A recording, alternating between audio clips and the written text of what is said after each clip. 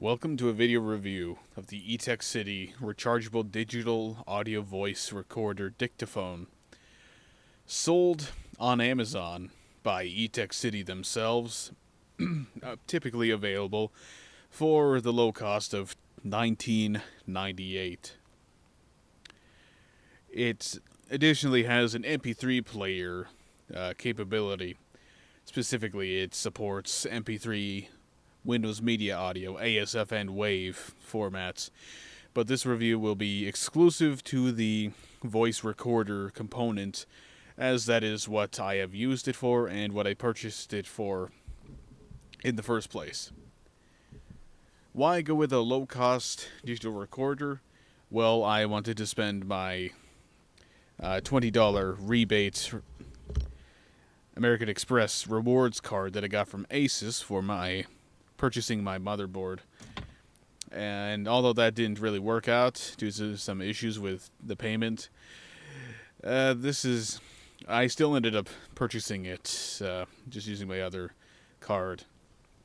So, the importance of this device is it provides a fair number of features for a low cost. Now, it purports to have stereo functionality. It mentions right on the back 3D sound. It, on the front, claims to have two audio channels, rather, two microphones built in, a left microphone and a right microphone. And indeed, it does record into stereo audio files. However, in my experience with testing the internal microphone and any external microphones I've tested, although I don't own an external stereo microphone, the stereo effect achieved with the internal dual microphone setup is, at best, barely noticeable. I've gone through the liberty of creating a test where the audio would logically be very, very heavily biased to one channel or the other, and the difference is, it's so unknowable it may as well just be mono. In fact, I'd have to give it another listen just to get a really solid understanding. Anyway, I have tested it with the internal microphone along with two externals. A Cyber Acoustics lapel microphone that I purchased in 2011, 2012, one of those 2 years, and the Audio-Technica ATR 1100 3.5mm stereo jack microphone. I will provide sample audio recordings of each of these devices in the video itself.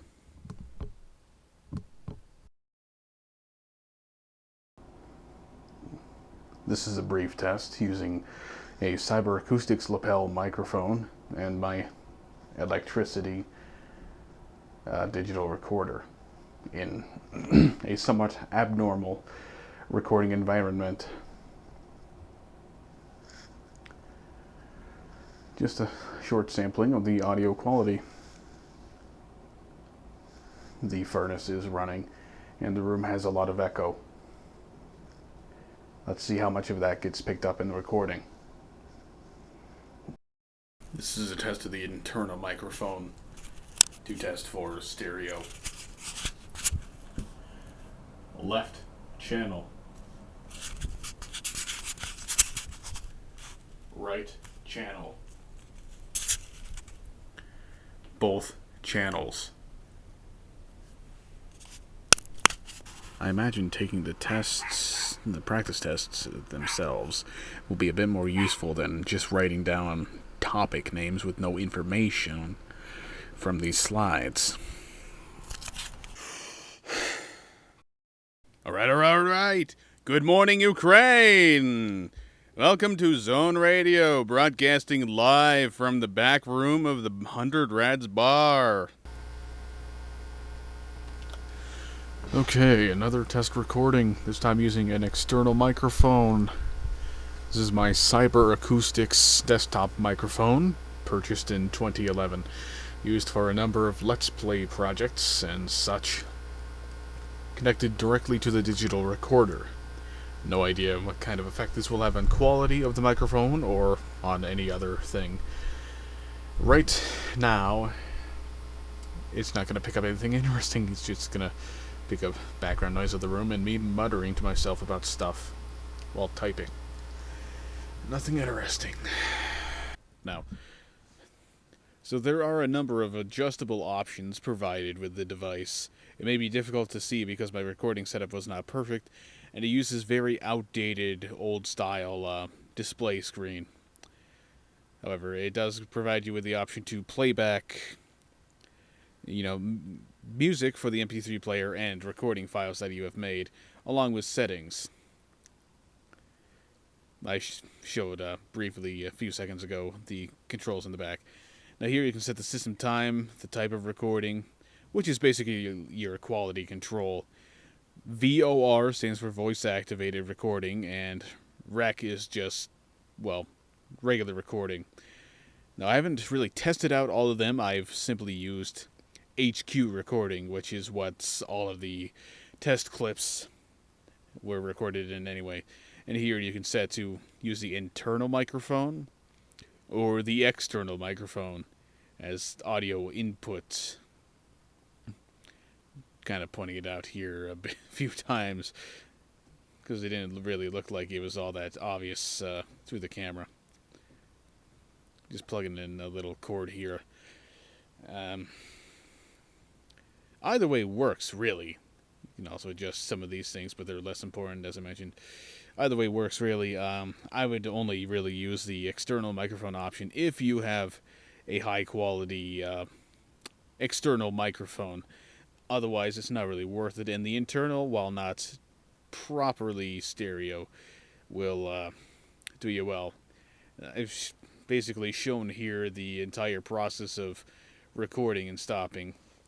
It does seem to take a bit from the initialization screen disappearing till you're able to actually start recording audio. So I would definitely suggest waiting until it says 1 second has passed before, actually speaking, lest you may encounter a loss of audio that you intended to record. I would also recommend, if you have an external microphone plugged in, disconnecting it before you try to play back from the device, as I found it to interfere with the output for currently, to me, unknown reasons. A handy little thing that is provided along with the device when you purchase it is a set of earbuds. So you can immediately make use of the headphone jack if you don't already have a device.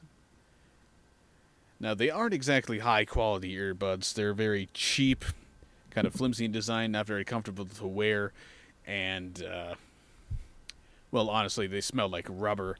But you aren't exactly expecting Sennheiser headsets when you purchase a cheap digital recorder like this. Overall, I would have to say I'm quite satisfied with the quality of the product. It isn't exactly, the kind of quality you would get with a professional-grade XLR interface condenser microphone, but I don't think you would be buying a digital voice recorder for that purpose anyway. The quality is great. Middling to decent if you have a cheaper microphone or use the internal one. It's also quite dependent on the audio settings, but unless you're going to be using it for a very long time without plugging it into a computer, I don't see much reason to use anything below the maximum quality setting.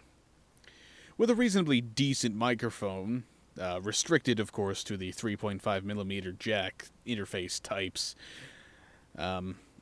you'll get some really nice quality audio out of it. In fact, the audio track for this video was recorded using this device and my Audio-Technica ATR 1100 microphone, which if you've seen my videos before, you will know that I've had issues getting this microphone to sound good in the past with my computers. Not a problem with this device. Suppose there's no room for any sort of electrical grounding issues to pop up. So overall, I would say a solid investment. It's a cheap device, but it's cheap in a good way. Sure, the construction feels a bit flimsy, and I really wasn't expecting it to be this strange shade of purple when I purchased it, but it's definitely cheap in the low cost rather than cheap, low cost way, rather than the cheap in the garbage you find in the bargain bin right next to the checkout aisle in a store variety. I would definitely recommend it if you're looking for getting something to dictate into, use for recordings or anything of the sort, and don't really feel like splurging. What I've seen go for over $100 for, say, a Sony device. Thank you for watching, and see you next time.